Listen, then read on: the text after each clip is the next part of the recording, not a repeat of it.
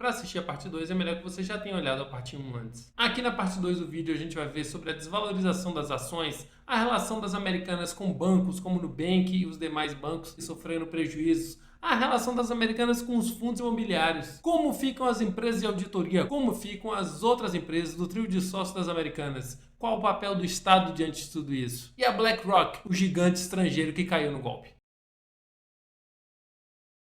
Talvez um dos mais famosos é um fundo de emergência do Nubank, que possui mais de 1.300.000 pessoas. Uma das caixinhas do Nubank tem o nome de Nu Reserva Imediata. Ele é um fundo de renda fixa que é utilizado para você guardar sua reserva de emergência. Se a gente está falando de reserva de emergência, a gente sabe que a liquidez precisa ser alta, o risco deve ser baixo e a rentabilidade provavelmente vai ser média ou baixa, né? Por quê? Precisa que isso seja um investimento seguro, então o rendimento nunca vai ser tão alto. 1% do patrimônio desse fundo do Nubank estava investido em debêntures das Americanas. Debêntures, pessoal, a gente já comentou aqui no canal, é uma das formas de renda fixa que é baseada no empréstimo de dinheiro, tá, para o setor privado. Então, uma empresa precisa fazer captação de dinheiro e ela pede direto ali juntamente aos consumidores, sem que tenha ali um banco intermediando a questão. Só precisa de uma corretora para mediar a compra dos papéis, né? Vale chamar a atenção que as debêntures não possuem garantia do FGC, o Fundo Garantidor de Créditos. O Nu Reserva Imediata possui um patrimônio de mais de 2,6 bilhões,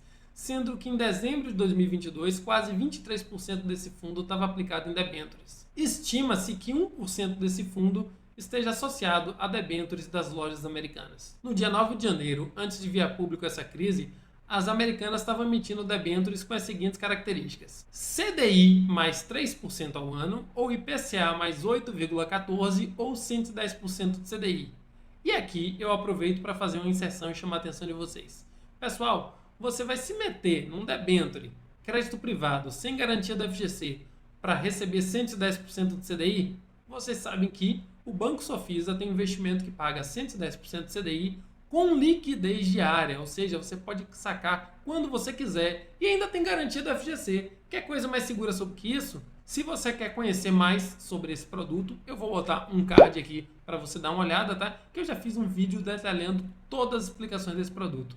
Além disso, quem criar uma conta a partir do meu convite vai ganhar R$50 se cumprir as regras da promoção. Quem investir pelo menos R$1.000 em até 30 dias da data que você abriu a conta, e esse investimento que você fizer, ele só precisa ter o vencimento de no mínimo 60 dias. Mas no vídeo eu explico tudo.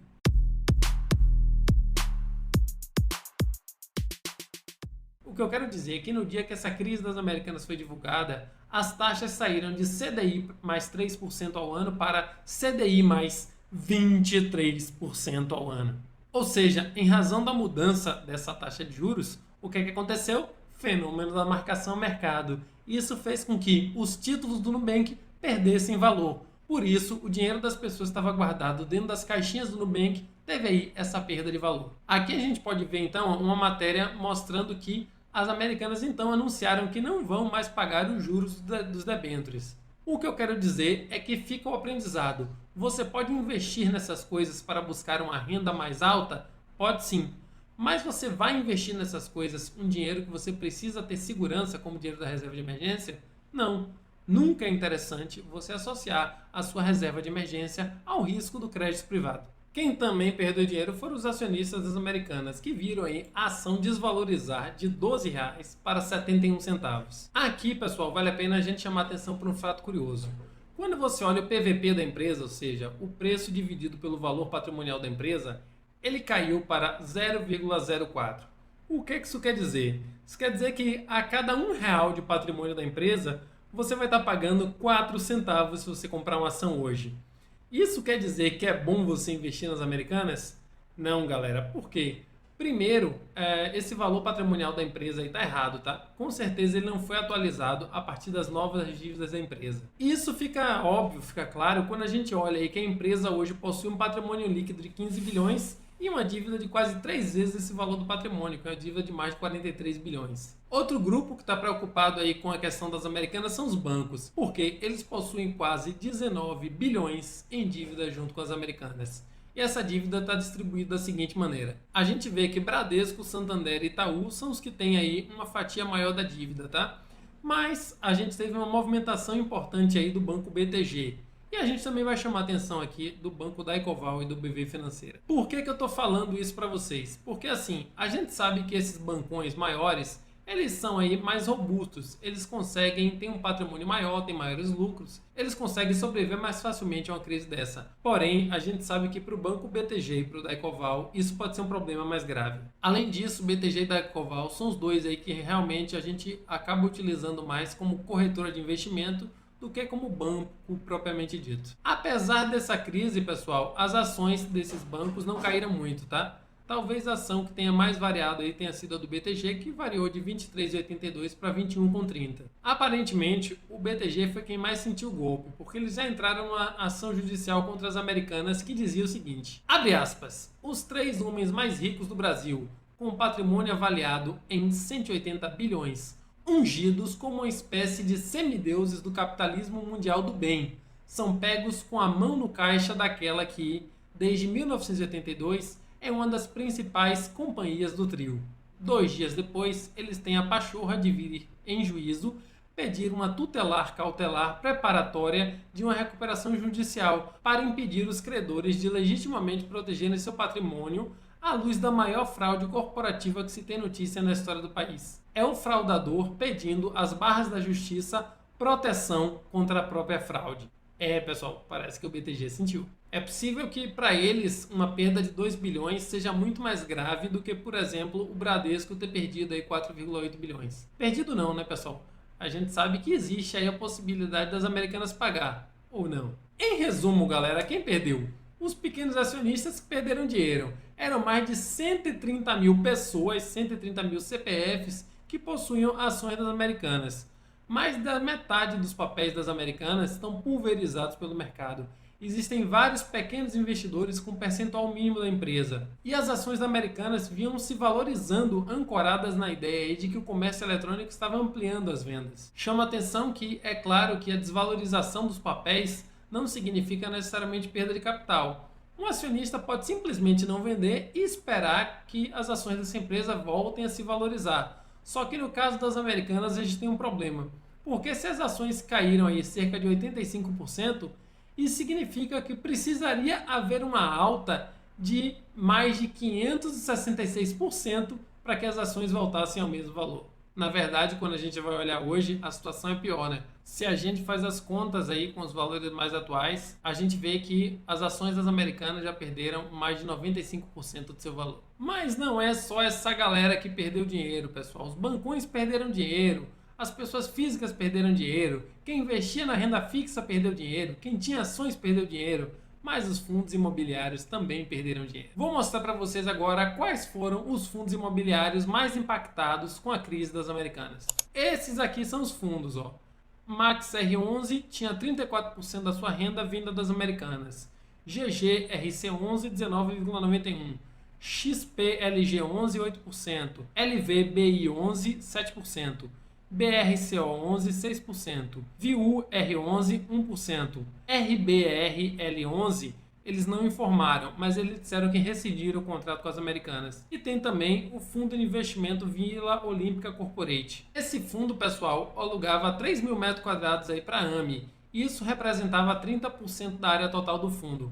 Porém, esse fundo afirmou que as Americanas continuam pagando as contas. Quem tinha papéis desses fundos já deve ter percebido que, em maior ou em menor grau, esses papéis já se desvalorizaram nos últimos dias. Porém, pessoal, a crise das Americanas não surgiu agora. A gente já tem aí denúncias de que haviam empresas sendo prejudicadas pela atuação das Americanas. Vou contar para vocês aqui o caso do empresário Moacir Reis. Ele e seu sócio tinham uma empresa que já contava com mais de 500 funcionários empregados de maneira direta e mais de 800 funcionários que prestavam serviço de maneira indireta. A empresa deles era uma prestadora de serviços que realizava as entregas para o grupo Americanas, seja Americanas, Submarino, qualquer uma dessas. Eles eram responsáveis pelas entregas em todo o estado de Minas Gerais e no Espírito Santo. O empresário chegou a receber uma oferta de compra da empresa dele por uma grande concorrente das Americanas, porém, o contrato dele tinha uma cláusula de proteção.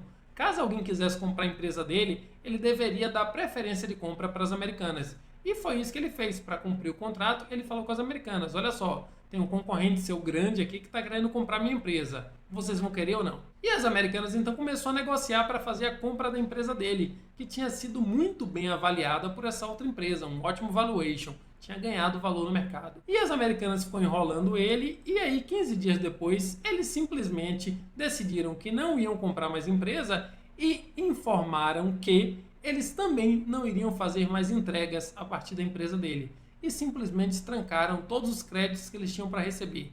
O caso completo, pessoal, é terrível, tá? Eu posso linkar o vídeo aqui, que foi publicado em outro canal para vocês assistirem. Então, da noite para o dia, uma empresa que estava ampliando sua área de atuação teve simplesmente seu contrato cortado do nada. Eles receberam esse calote, as Americanas não pagou as contas e eles faliram, tá?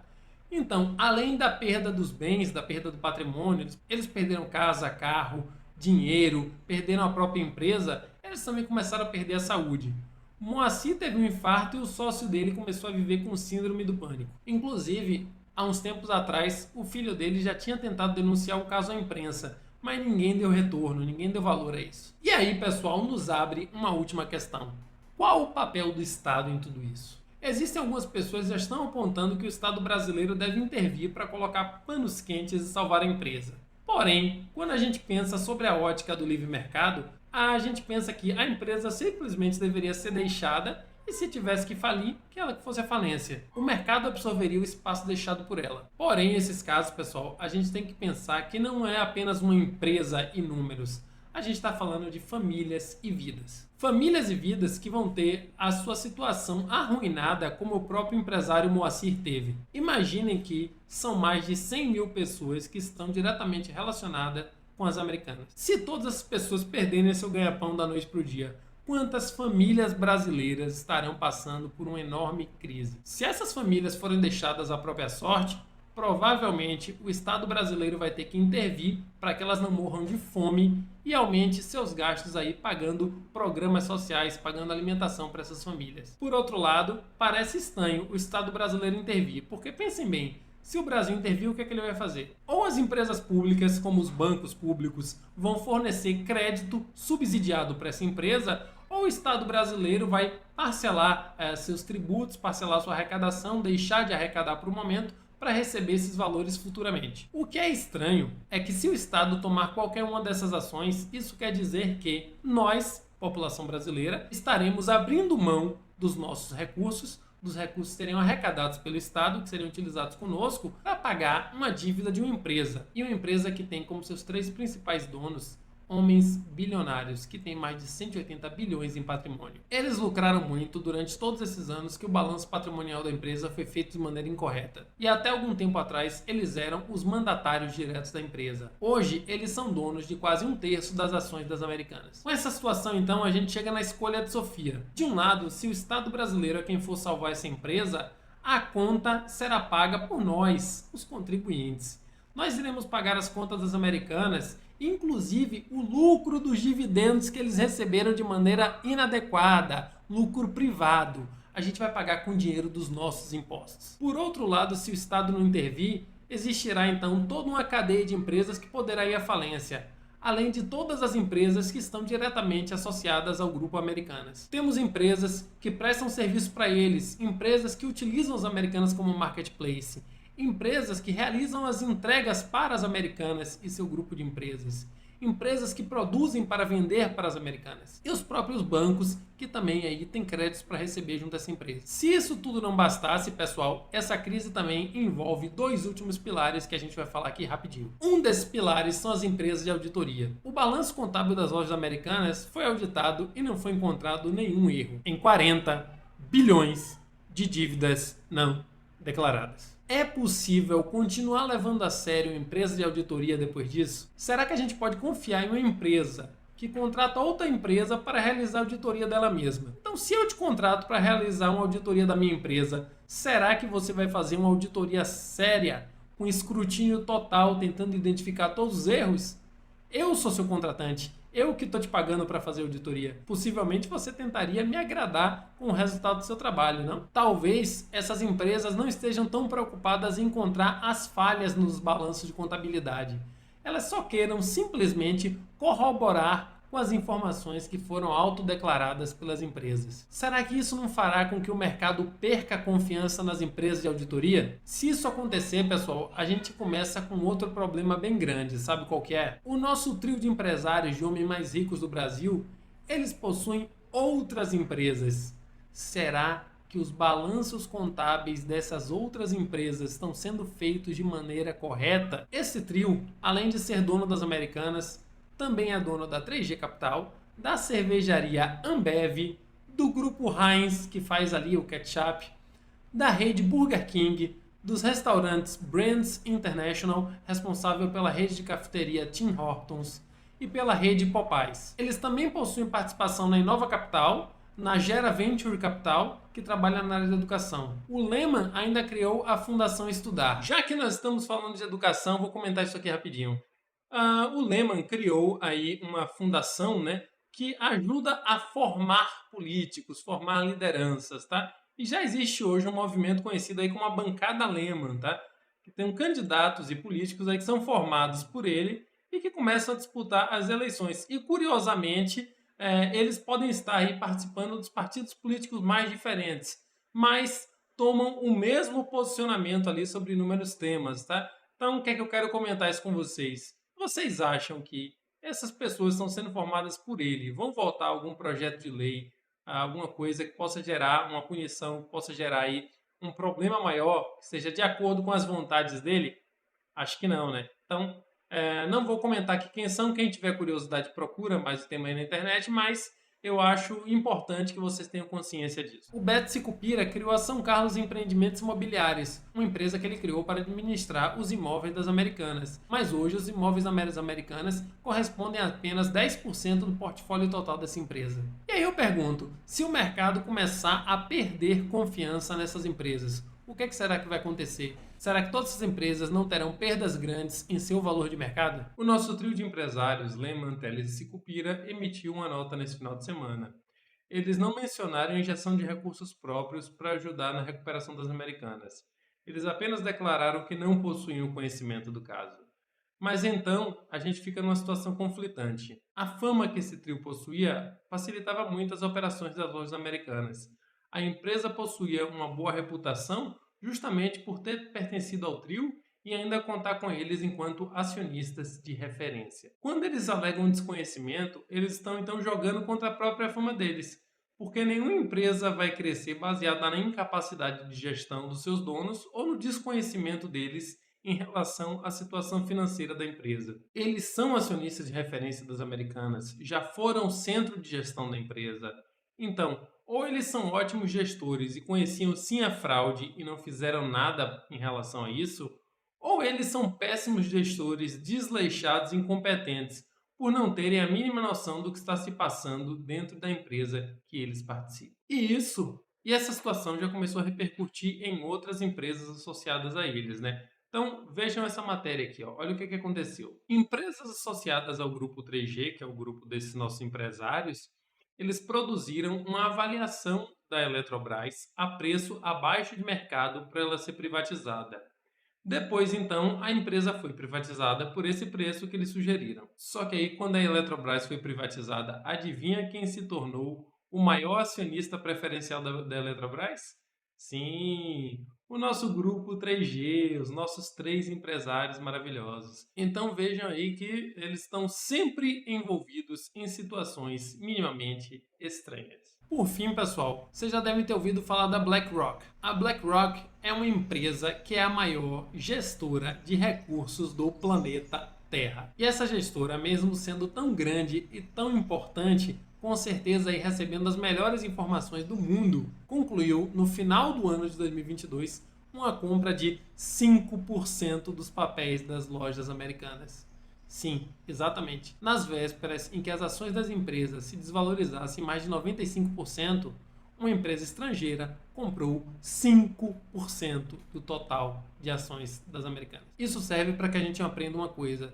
Se uma empresa tão grande, tão importante, cheia de dados, cheia de informações, conseguiu ser enganada, quem somos nós, pessoas físicas? Por isso, pessoal, a gente deve prestar muita atenção quando a gente vai se expor ao risco, tentar minimizar isso de todas as maneiras possíveis e a diversificação é uma das maiores formas de se proteger contra o risco. Fica o questionamento então, será que essa crise de confiabilidade não vai fazer com que todas as empresas passem também por uma crise de confiança e descrédito? Será que a gente vai continuar acreditando no balanço patrimonial das empresas e nas empresas de auditoria? Isso, pessoal, só o tempo dirá. Mas se tem uma coisa que eu posso dizer para vocês, é o que eu vou dizer agora. Essas empresas precisam ser salvas e as pessoas precisam ser exemplarmente punidas para que isso não ocorra novamente. Uma empresa não comete fraude, empresa não tem vida, empresa não pensa. Quem comete uma fraude é quem estava no controle dessa empresa. Porque caso ocorra o mesmo que aconteceu com algumas empresas que foram pegas na Operação Lava Jato, em que as empresas foram destruídas,